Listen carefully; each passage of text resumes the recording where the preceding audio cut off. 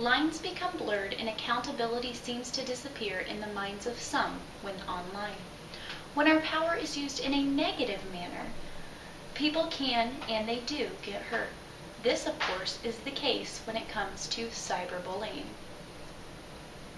How can we define cyberbullying? As noted by Deschamps and McNutt, cyberbullying can be difficult to legally define. There are several lenses through which it can be viewed. They include looking at in terms of criminal law, provincial legislation, public awareness campaigns, youth, and parental education. Because of the many factors involved, a basic definition for cyberbullying looks like this. And this is from a Cyber Safety Act, and it states, cyberbullying means any electronic communication through the use of technology, including, without limiting, to the generality of the foregoing computers, other electronic devices, social network, text messaging, instant messaging, websites, and electronic mail, typically repeated or with continuing effect that is intended or ought reasonably to be expected to cause fear, intimidation, humiliation, distress, or other damage or harm to another person's health, emotional well-being, self-esteem, or reputation, and includes assisting or encouraging such communication in any ways. This long, wordy explanation is just trying to cover every possible aspect that is related to bullying online. For our purposes, however, we're going to turn to a simpler definition of bullying quoted by Thomas et al. From the book Bullying at School, What We Know and What We Can Do by Dan Olweis.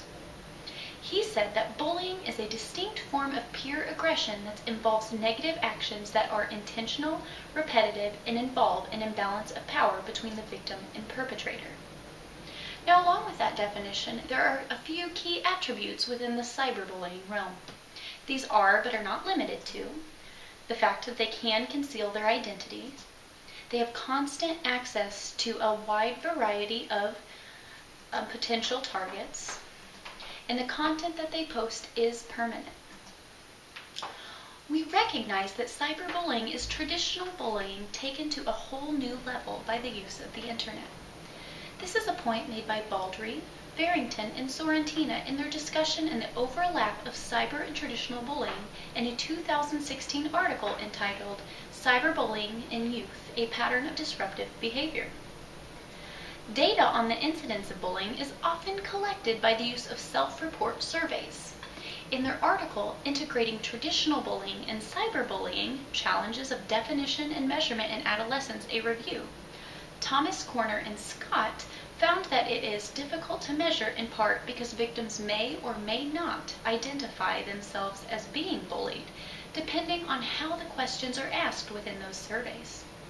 Despite the difficulties in accurate documentation, cyberbullying is still clearly a large problem. Other researchers have tried to determine the specific role that the available technology actually plays. Baldry et al. Reviewed data from various studies and concluded that individuals that identify as bullies or victims in the traditional sense also assume those roles online. It leads us to wonder if these people are driven by technology or who they are and how they decide to use their power. It is noteworthy that bullies seek to create an imbalance of power regardless of the tools available to them.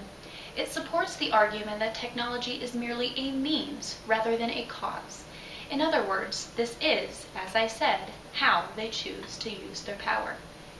Another factor that adds to the helplessness of cyberbullying is that there is no control of the situation. This is not an instance where one is privately humiliated and it ends there. This humiliation is seen and moved forward by many. Sticca and Perren discuss how this lack of control can contribute to depressive symptoms that are worse than what is normally seen within traditional bullying. They also mention how anonymous cyberbullying was found to be the most severe when it comes to this type of bullying and peer aggression. It leads the person, the victim, to feel as if there is no way to escape. Even though technology is not the cause, cyberbullying is especially damaging because of the nature of technology used. In cases involving adolescents, it is often hidden from adults and the public perception which is presented in the popular media is often skewed. After looking at this, Deschamps and McNutt explained that the visibility of cyberbullying has largely been driven by popular media. News media representation of cyberbullying typically focus on a single case and treat the event as an emblematic of a larger epidemic.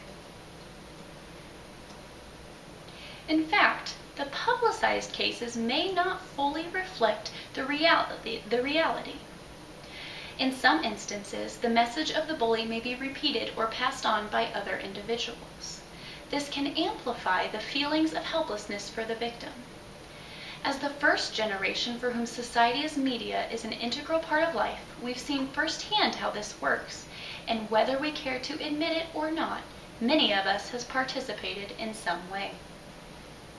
While much research has been done on bullying in young people, personal experience and recent news stories indicate that adults take place in this behavior as well.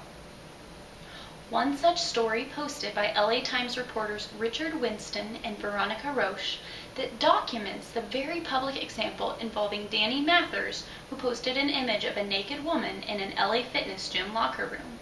She captioned the image, "If I can't unsee this, neither can you." Although she claims the image was intended as a private message, it was posted online. Even though she has apologized and supposedly deleted the image, this type of posting cannot be controlled, and the victim seems likely to enter repost and comments beyond the control of Mathers or law enforcement. So we all have the individual power to do good or bad when it comes to our choices with technology. If that statement doesn't make you feel guilty, let's talk about Snapchat. Such a popular, fun little app that is mostly used for selfies and puppy pictures, in my experience. However, how many of us has sent or received a snap that's making fun of another? Sure, it may seem innocent compared to posts like Mathers, but taking a snap of a professor and adding a rude caption and then sending it to a friend, it might seem harmless, but it is towing the line with cyberbullying. Now, if you still feel like a model cyber citizen after talking about Snapchat, let's look at another outlet for online expression. How many of us have heard of the people of Walmart?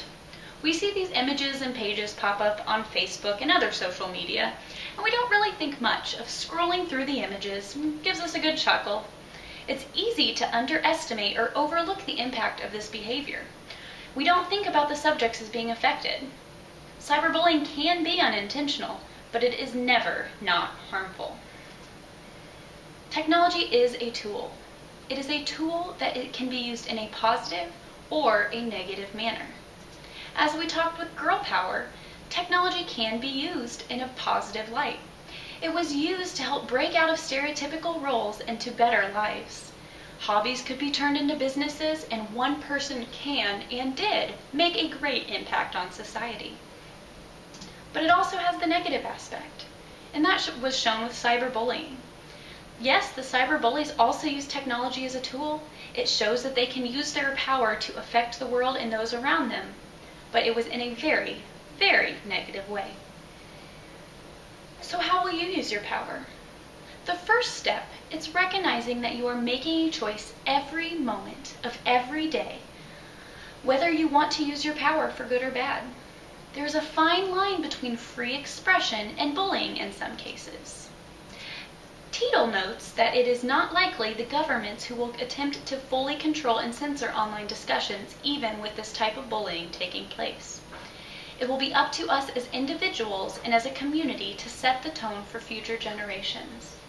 If we think about it, we are really setting the norm for internet and social media usage, as we are the first generation to have almost unlimited access to the internet on a daily basis. I mean, we can still remember when internet wasn't even on the phone.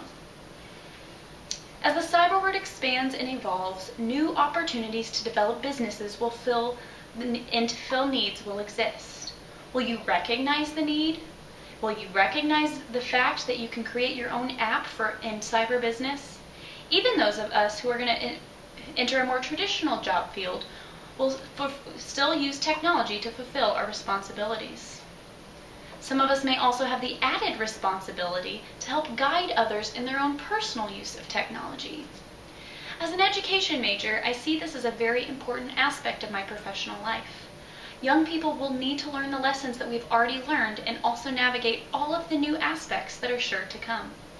As technology evolves, it seems likely to come even more intertwined into our daily routine, which is kind of hard to believe. Social and emotional learning has always been an important aspect in the field of education, but with the addition of cyberbullying and all the issues that go along with an online presence, it becomes even more so. As parents, we will need to be mindful of these issues as well. Perhaps our generation will have an advantage over the parents who came to technology as adults, but we will need to make a conscious effort to stay up to date and help guide the next generation in their understanding that they too have the power how to use the tool of technology. So how will you use this power? The choice is up to you.